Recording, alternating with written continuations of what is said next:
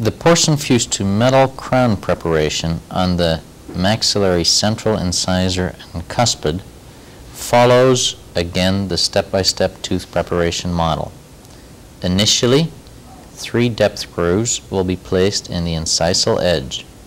This will be followed by the placement of depth grooves in 2 planes on the facial surface. The incisal aspect will follow approximately the contour of the facial surface for 2/3 of the height of the clinical crown length.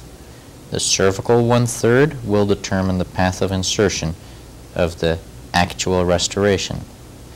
This then is followed by the actual facial reduction, which also occurs in 2 planes, one following the incisal 2/3 and one following the cervical 1/3. This will result in a type of wing in the completed preparation. Once the facial aspect of the reduction has been performed, a lingual chamfer will be placed, which extends into the interproximal embrasure until it meets with the wing. After half of the tooth structure has been removed, the remaining half is once again used to assess the adequacy of the reduction. This then is followed by the remainder of the preparation, which will result in this type of a completed tooth preparation. Note that the shoulders extend into the interproximal embrasures approximately 1 millimeter lingual to the actual contact area with the adjacent teeth. A so-called wingless modification offers the same amount of clearance for the restorative materials, but has a shoulder that gradually turns into a chamfer on the lingual aspect of the tooth preparation. The incisal depth cuts are this time placed with a half DT diamond. Note that the angulation of the diamond is slightly lingually inclined, this to be perpendicular to the opposing force by the lower incisor teeth. Also note that the thickest portion of the diamond is used to place these depth cuts.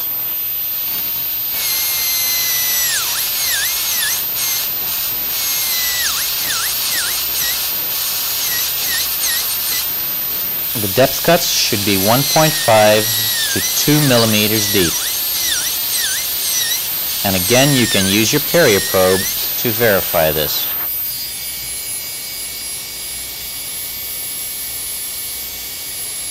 Once satisfied, the incisal aspect of the tooth can be reduced.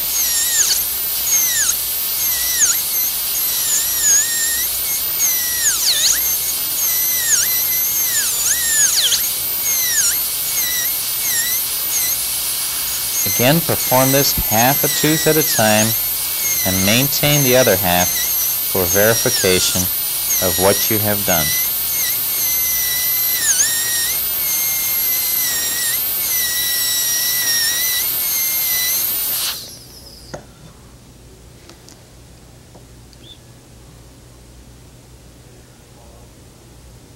At this stage, we're ready to place the facial depth cuts. In the incisal 2/3, we will follow the normal configuration of the tooth.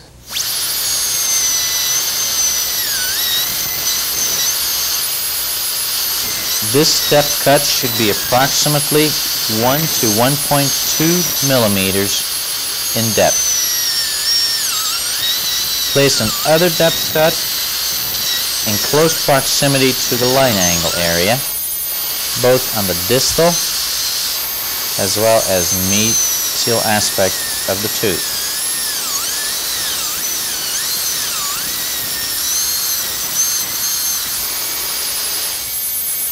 Note the change in orientation as we place the cervical depth cut. This will actually determine the path of insertion of the actual restoration.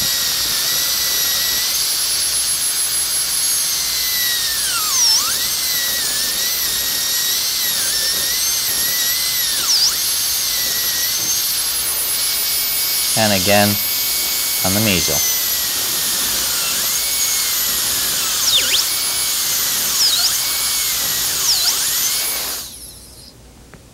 At this stage, verify that adequate clearance has been obtained. Note that these grooves probably could be slightly deeper. Remember, 1 to 1.2 millimeters of clearance is required. This is probably the least conservative of tooth preparations. And the amount of structure to be removed is not to be underestimated.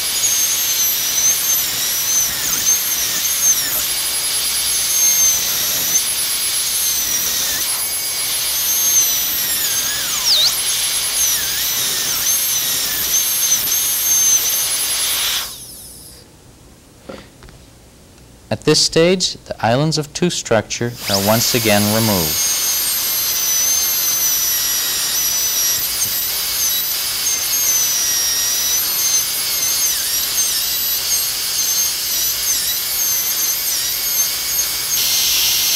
Note the change in angulation as the cervical aspect of the shoulder is prepared.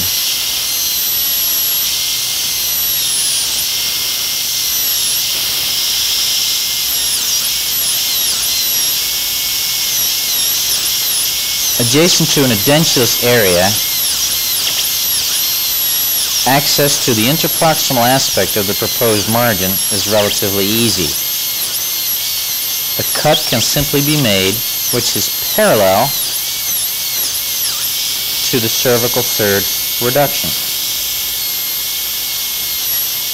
Then from this cut, the remaining tooth structure towards the facial is gradually removed.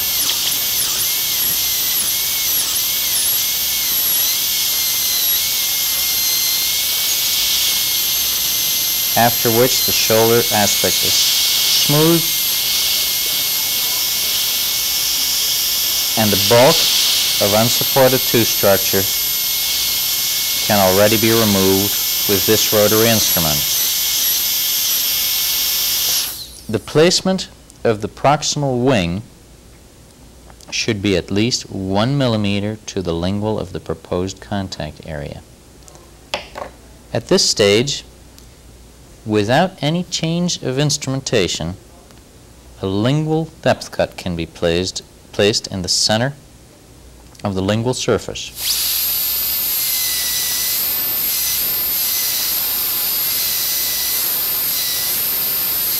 Approximately 7/10 of a millimeter is the minimum amount of reduction. If the clinical circumstances allow, 1 millimeter is adequate. A lingual guiding groove is placed in the center of the lingual surface and will serve as the starting point for the chamfer, which will wrap around the lingual and proximal until it meets with the shoulder. Chamfer width again should be half the width of the tip of the diamond.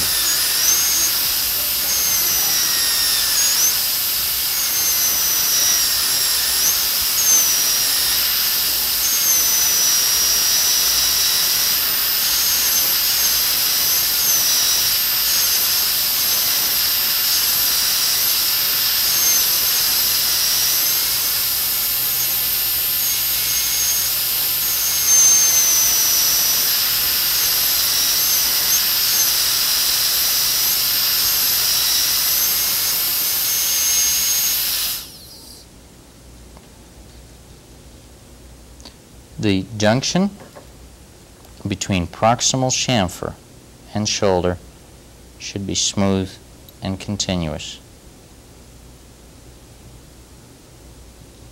At this stage, assess the amount of reduction. At least 1.2 millimeters of space must be available. If 1.5 can be obtained in the incisal aspect of the tooth, so much the better. On the incisal edge, 1.5 to 2 millimeters of clearance should have been obtained. Be sure to verify that this clearance is also present in the excursive movements, left and right lateral as well as protrusive. Once satisfied, the same steps are repeated on the other side of the tooth.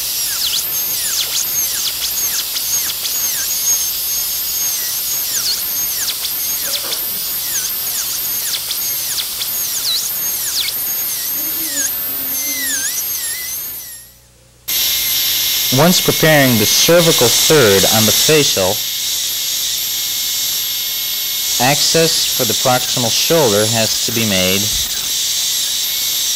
directly from the facial.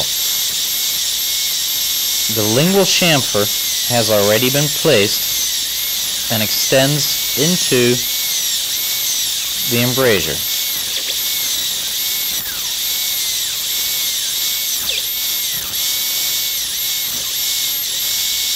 This is probably the easiest type of proximal contact to break because of the width of the shoulder, which is necessary for the porcelain material.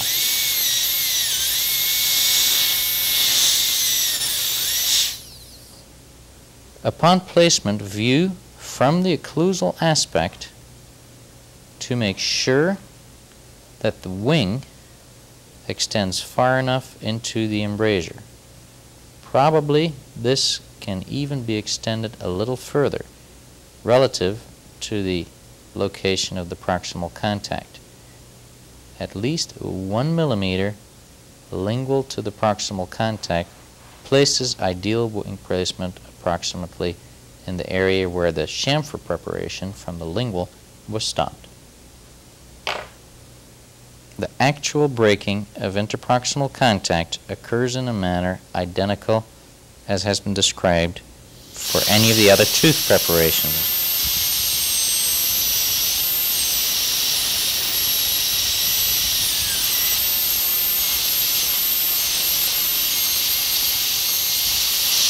The junction between chamfer and shoulder is finished immediately, and a continuous chamfer should be present all the way around the lingual and proximal aspect until it meets with the shoulder.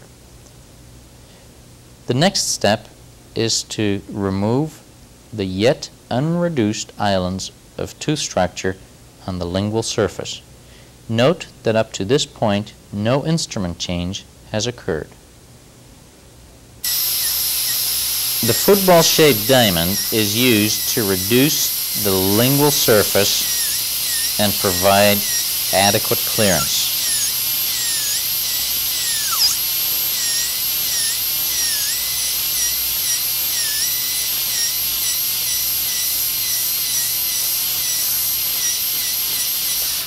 The extent of the lingual reduction can be verified not only by occluding the two casts, but by comparing the shape of the reduced marginal ridge area with the adjacent marginal ridge. At least 7/10 to a millimeter of clearance must be available for the reestablishing of a normal lingual concavity of the anterior teeth. Also, occluding with the opposite cast should be used as a checkpoint at this stage. Since not much vertical overlap of the anterior teeth occurs on the dentiform, little influence is exerted by the occlusion on the amount of necessary lingual reduction. At this stage, we're ready to switch to the fine grit diamond for finishing of axial surfaces after the shoulder has been refined with the square tapered diamond. The square tapered diamond is used to refine the shoulder preparation.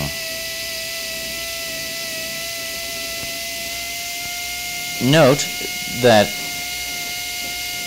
it is used in a freestanding position and that the actual wall is not used to guide the diamond. The purpose here is to obtain as straight of an angle between the uncut tooth structure and the shoulder. The angulation of the diamond is adjusted as we progress around the facial aspect of the tooth. Once satisfied that the desired shape exists, a hand instrument can be used to plane any residual unsupported tooth structure that is observed.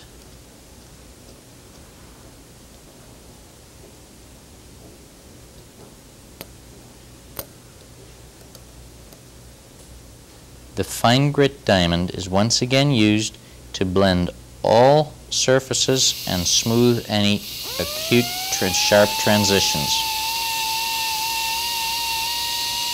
Again, any minor undercuts are removed at this stage, and any further refining that may be necessary in the lingual chamfer is performed as well. From the facial aspect, the finishing usually is primarily to round off any sharp angles that still remain in the incisal edge.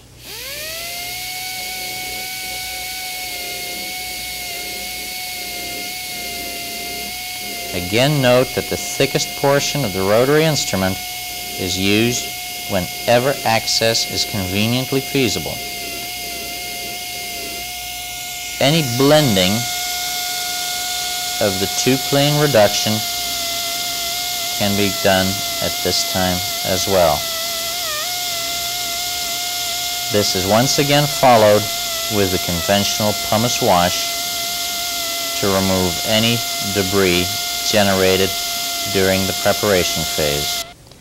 In the completed tooth preparation, a chamfer that is even in width and again smooth, distinct, and continuous wraps around the lingual aspect of the tooth preparation.